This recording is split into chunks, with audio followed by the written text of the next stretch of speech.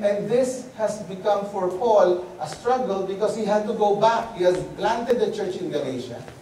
And he had to go back so that he could make sure that the believers will stay pure in their doctrine.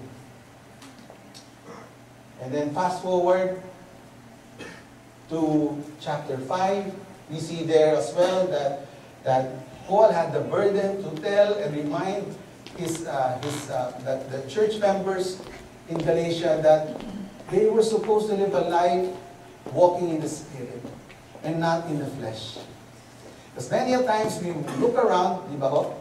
We look around and we basically compromise. And there are many times that we know, because we have studied in our Bible study group, we've learned from the preaching here in front, what comprises sin. And yet, the burdens of life intervene. What are these things? It could be something that we are struggling with economically. You lose your job, you get threats of being laid off. It causes you anxiousness, right?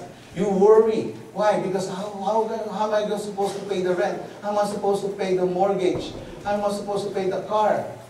Right? There are not only economic burdens, there could be physical or health-wise, right? Physical problems. The threat or the scare of cancer is always there. Do you know that when you reach 50, there are at least two medical tests that you need to go through? I won't go through them. You're a woman, you have more. But for us men, at least I know two of them, right? Well, that only means that the government of Ontario wants to save on costs for health care so that they want early detection of any form or kind of cancer. So they make sure, mura lang naman daw, you go through the test. Okay? But can you imagine being told by your doctor one day in your regular checkup, you have the big C? That's scary, right? But not only that, there are also burdens in life that relate to our relationships.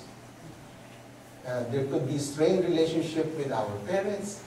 There could be a wayward child who keep on showing how tough they are. They won't obey their parents. And for the kids, you have parents sometimes, not here, but you have parents who are neglectful of their duties as parents. And not only that, in the workplace, today is Sunday, tomorrow is Monday. Monday na naman. Makikita ko na naman yung boss ko. It's always that tension that goes on in the workplace, right? Or even your co-workers. So there are many aspects of life that we might call a burden for us. But then in verse 2 it says that we should still carry each other's burdens, and in this way you will fulfill the law of Christ. Finally, the burden of ministry. And you might have been surprised with this, but this refers to those in the church who are serving, particularly who are serving in a teaching or preaching ministry. And that's not only for our elders here in the church, but that also goes to the Sunday school teachers that we have, the kids teachers, the youth who have their weekly fellowships as well. If you're burdened with the fact that you are supposed to teach these young people, sometimes the enemy is attacking you and you're wondering why. Well, of course, because you're doing God's work. Right? And it becomes to a point where pastors, there was a survey done by Focus on the Family, saying that at least 50%, this was in America, 50% of pastors have been surveyed as always being discouraged. Discouraged in the ministry. In fact, 35% of pastors quit or they resign their post, their jobs in their churches before 5 years of ministry. Imagine that.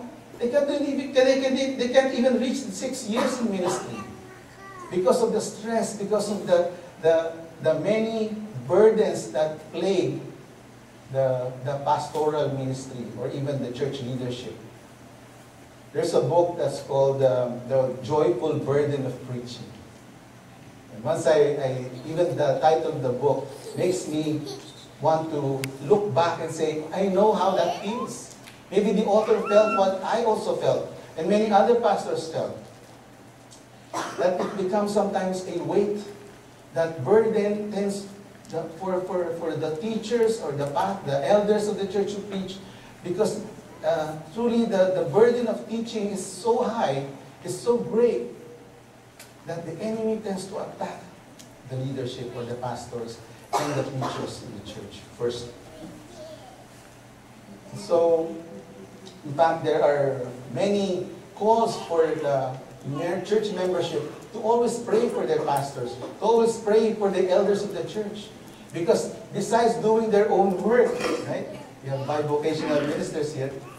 Besides doing their own work and their ministry to their families, they also have to think about the church. My question is this: when was the last time you prayed for your leaders? When was the last time you prayed for those who are tasked with handling the word of truth? So that we as the flock of Jesus Christ might learn. And so what do we do? What do we do then? If we know now that anyone can get overburdened at times, what do we do? Well, we know from this passage that now, secondly, everyone must then shoulder or carry one another's burdens. That's the command, right?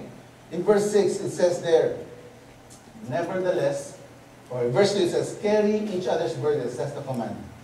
In verse 6, it says that nevertheless, the one who receives instruction in the word should share all good things with their instructor.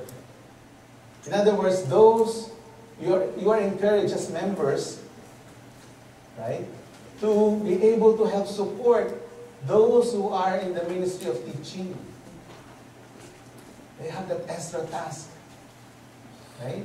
But not only financially, as in verse 10 it says there too, therefore, as we have the opportunity, let us do good to all people, especially to those who belong to the family of believers. So I have no qualms, I have no complaints about you turning on the TV and saying, well, the preacher there is saying, give your money to this ministry because we need it for Africa and all that. That's all good. But my question is, have you been portioning a part of your income for the ministry of those who are in the mission field, who are travailing through the life's most difficult ministry of serving the lost, missionaries and pastors? Because that's the family of God, amen? That's our family here at CN. We have missionaries that we can support. We have ministers in the GTA, right, that we know are struggling. Here in Milton, it's becoming more and more multicultural and diverse. But if you go to North York, right, from 1% Muslim, now it's become 5%. In other words, the world is coming to the doors of Canada, especially in downtown, where they need more missionaries, they need more missional workers to stay in that area. We have to help carry one another's burdens. Everyone must shoulder burdens for others. Yeah, but, well, if you think about it too, those who are not willing to be helped, it also creates a break in the fellowship. In Matthew 18, if your brother, it says there, if your brother or sister sins, go and point out their fault, just between the two of you. If they listen to you, you will have won them over. But if they will not listen, take one or two or others along, so that every matter may be established by the testimony of 2 or 3 witnesses. If they refuse to listen, tell it to the church. If they refuse to listen, even to the church, treat them as you would a pagan or tax collector. In other words, there will be a break. You have to consider these folks who refuse to be taught, who refuse to be restored in their sin, and this is a separate ministry altogether. Because not everyone would be willing to do that dirty job of talking to someone and talk to them about discipline in the church. Hirap, no? Right? Siguro sabi niyo, sino ba itong naimbitahan na ito ni Brother? Napakahirap. Masyadong nakaka-burden, right? But you see, the goal of any reconciliation, any restoration ministry is to, it says there, if someone is caught in sin, you who live by the Spirit. In other words, those of you here who are considered spiritual or mature in the faith, you have the obligation to restore that person gently. And as Paul speaks to the church, he gives at least 3 things to remember when helping somebody get out of their burdens. Number 1,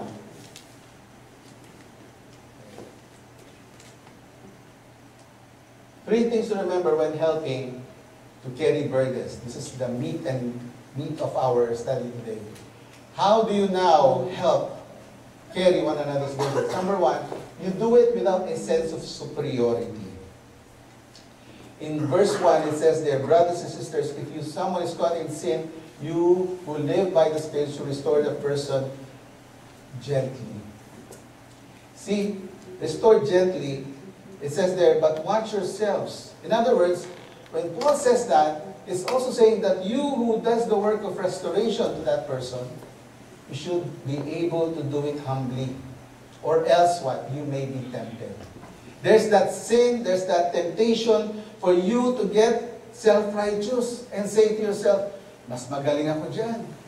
I am the one